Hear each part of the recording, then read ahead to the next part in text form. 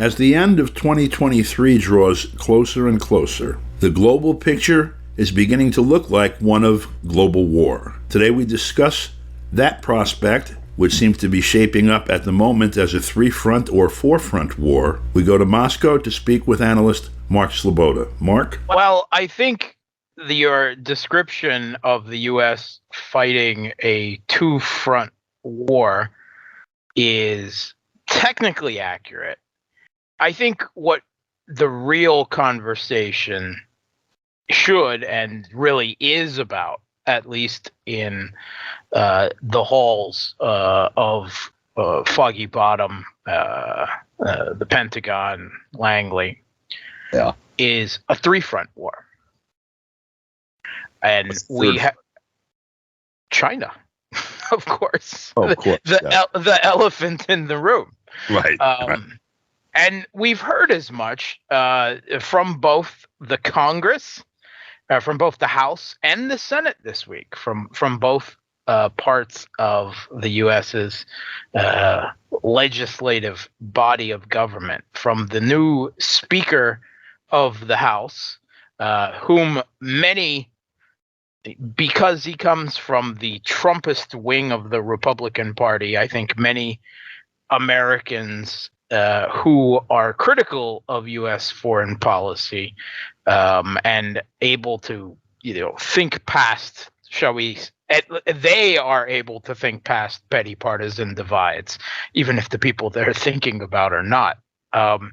They hoped that a Trump skeptic Republican in the House, and it has to be said, there's really not so many of them, right? These skeptics of U.S. foreign policy on Ukraine, supposedly, the so-called Freedom Caucus. There's like 10 of them. I mean, that's it. I mean, they have effectively taken, or they did for several weeks. I mean, it's already over, but they took the U.S. Congress hostage over what was in effect a no confidence vote in Kevin McCarthy. Right. But you have to remember that the entire Democratic Party, bar none, every member of the U.S. Democratic Party of the House, is fully in favor of unlimited funds and arms flowing to Ukraine. Yep. And in the Republican Party, all but those 10 or 11 Republicans in the House are in favor of the same, right? There is a broad bipartisan consensus. And the unfortunate reality is, of those 11 Republicans who are skeptics on Ukraine aid, if you want to call them that, most of that is actually petty partisanship. Let's be honest about that. Right? Maybe a couple of those have a principled opposition, but for most, it's the standard of Republicans are against any war started by a Democratic president, and Democrats are against any war started by a Republican president, and that's the extent. What you're looking at when they did this, in just in political terms, but this, but I'm going to say for the benefit of listeners, it is exercising power from the margins. They constituted a decisive vote that because you had two blocks that were going to vote one way. They're both basically voting the same way, but on this one issue that they were fighting over, which was who was going to be speaker, and also how to pass the budget, because they were leveraging who was going to be speaker, that their vote the other way could prevent or make something happen in the Congress. And that's only something that happens, when the stars are in alignment, and as soon as the stars move out of alignment, the real power takes over again, as opposed to those that are exercising it from the margin. That's what we saw. And it only happens when the margin of Republican power is so small that even those small number of defections. But here's the funny thing is, the Democrats could have actually not voted against Kevin McCarthy, right? If their priority was, say, other things than petty partisanship, right? They could have just said, well, we don't like Kevin McCarthy, but anyone the Republicans replace him with, we're not going to like anyway. Right. And right now, our priority should be making sure a speedy, uninterrupted flow of funds to our proxy wars around the world. But they didn't. They chose petty partisanship over that. And those 10, 11, Matt Gaetz was leading the fray. And the interesting thing is Matt Gaetz was probably thinking primarily of his own political future of staking out a certain position and they more than any shall we say principled opposition to Ukraine aid. Right. Well, by the way, McCarthy also. See, McCarthy may well have told the Democrats, don't help, because McCarthy has to face a primary, coming up in like 2 months or 3 months or whenever they schedule it in California, and for the 2024 election. And if he is speaker because the Democrats made him speaker, because that's how it'll be portrayed, then he may well be extremely vulnerable to a Republican, primary. It's every politician is ultimately concerned with themselves and their own reelection more than anything else. Especially the newbies are looking at making sure that pension vests, because it's a considerable one. That's a sad state of affairs. But if you will remember, Kevin McCarthy, when he was campaigning for Speaker of the House, said there would be no blank check for Ukraine. Those words, right? And instead, what he gave is a check for Ukraine that was blank, and they could fill in what they wanted to. I mean, he turned right around and did exactly what he said he wouldn't do.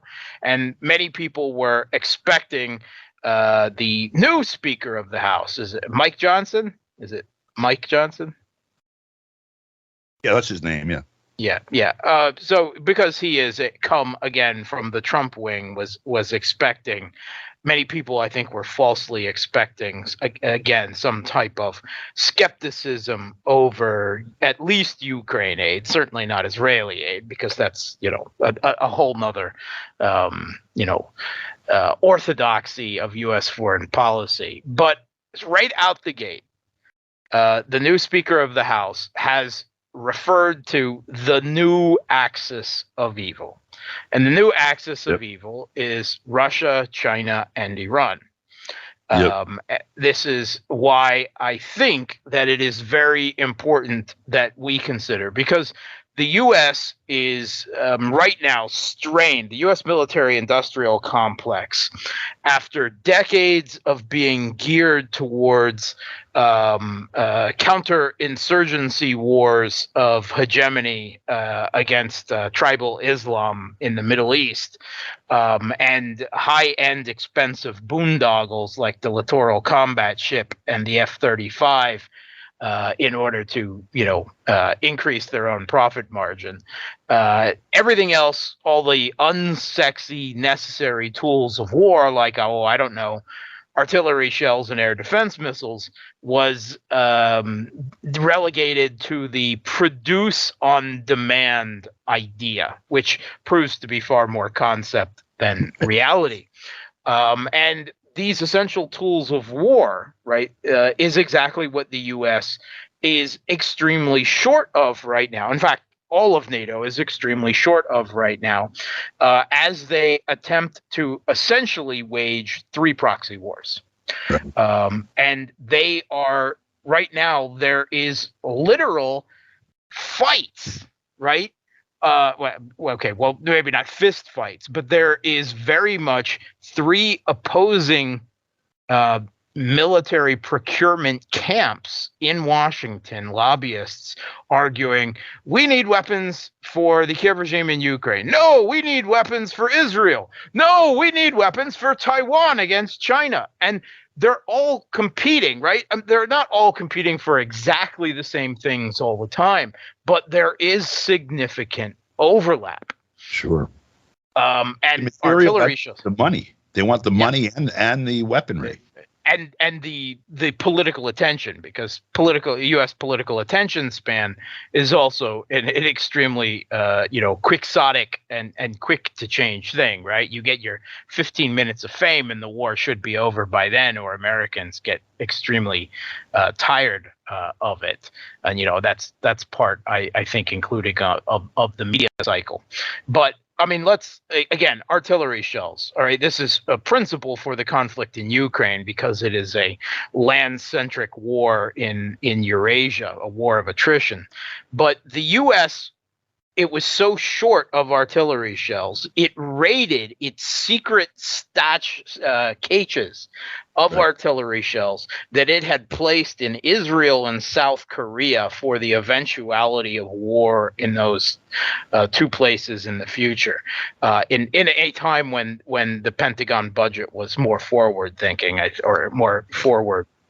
And 300,000 artillery shells in Israel that were there for the use of the U.S. or Israel in an emergency were taken last year and sent to Kiev. And they're already gone, right? And now the U.S. is all of NATO, according to the New York Times, not according to Russian propaganda. All right. According to the New York Times, Russia is outproducing all of NATO in artillery shell production by 7 times. 7 times.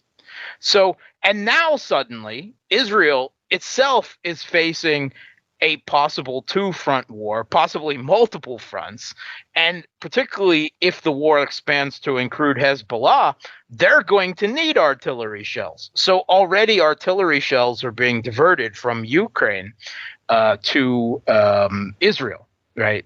First, it was going from Israel to Ukraine. Now it's going back from Ukraine to Israel, and the cover of Time this week, right? That nobody believe it's Zelensky. A quote from him from people in his own administration who are now calling him nobody deluded. believes in our victory like I do, and I think that's a true statement. And then in big statement, nobody. Right.